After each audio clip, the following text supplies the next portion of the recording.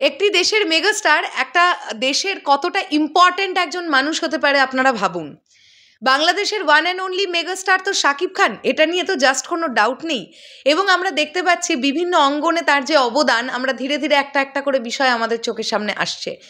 এবারে আমরা এই ব্যাপারটাও জানতে পারলাম যে পর্যটন শিল্প আরও কতটা উন্নত করা যায় বা উন্নয়নের কাজে মেগাস্টার শাকিব খানের মতামত, এটাও এই ব্যাপারটা নিয়েও চিন্তাভাবনা করা হচ্ছে এবং গভর্নমেন্টের তরফ থেকে এই ব্যাপারটা নিয়ে অলরেডি আলোচনা হচ্ছে। রিসেন্ট টাইমে এরকম বেশ কিছু ছবি সোশ্যাল মিডিয়ায় আপলোড হয়েছে, যেটা আপনারা দেখতে পেয়েছেন, যেখানে আমি আপনাদের স্ক্রিনে অ্যাটাচ করেই দিচ্ছি, ছবিগুলো আপনারা দেখতেই পাচ্ছেন। এখানে রিমার্ক আইল্যান্ড গ্রুপের ডিরেক্টর চিত্রনায়ক শাকিব খানের সাথে বাংলাদেশ পর্যটন শিল্পের বিকাশ ও করণীয় বিষয়ক বিভিন্ন বিষয় নিয়ে মতাবিনিময়, মানে কিভাবে আরো পর্যটন শিল্পটাকে উন্নত করা যায়, আরো কি কি করণীয় হতে পারে, ট্যুরিজমটা নিয়ে আরো কি কি ভালোভাবে ভাবনা চিন্তা করা যেতে পারে, সেটা নিয়েও মেগাস্টার শাকিব খানের সঙ্গে মতবিনিময় হচ্ছে।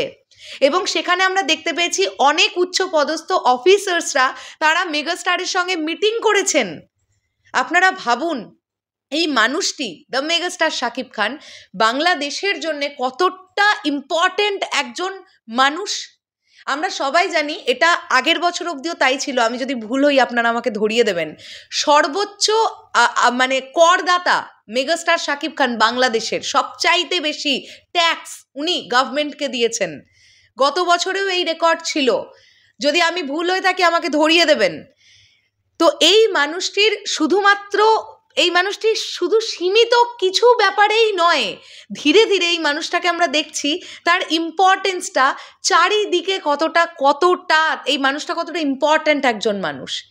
হ্যাঁ, ডেফিনেটলি একটা দেশের পর্যটন শিল্প কতটা উন্নত হবে সেটাও অবশ্যই একটা বড় একটা চিন্তাভাবনার দিক, যে ট্যুরিজম ডিপার্টমেন্ট কতটা উন্নত হবে।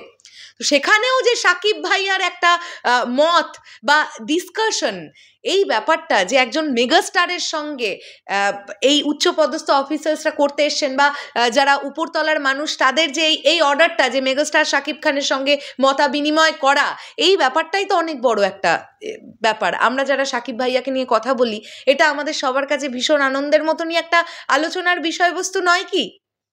তোমরা নিশ্চয়ই নোটিস করেছো, এখন কিন্তু আমাদের মেগাস্টার অবস্থান করছেন মুম্বাইতে এবং তিনি এখন বরবাদের শুটিং নিয়ে বিজি, খুব পরিমাণে বিজি। তিনি আবারও সেই রকম মানে ফুল ফ্রেজেড একদম কাজকর্ম ডেলিভার করছেন, যে ঘন্টার পর ঘন্টা তিনি শর্ট দিচ্ছেন, কোনো রকম কি বলবো, কোনো মানে ক্লান্ত হয়ে যাওয়ার ছাপ তার মধ্যে নেই। তার কাছে প্রায়োরিটি একটাই, আসন্ন সিনেমা বরবাদ, সেই সিনেমাটা টার্গেট মানে চোখের স্বপ্নটা 100 কোটি টাকা বক্স অফিস কালেকশন। চলো বন্ধুরা, শেষ করলাম ভিডিওটা, দেখা হচ্ছে আবার খুব শিগগিরই নতুন কোনো ভিডিও নিয়ে। তোমাদের কি বক্তব্য এই পুরো বিষয়টাকে নিয়ে অবশ্যই কমেন্ট করে জানিও। তাহলে এখনের জন্যে টাটা।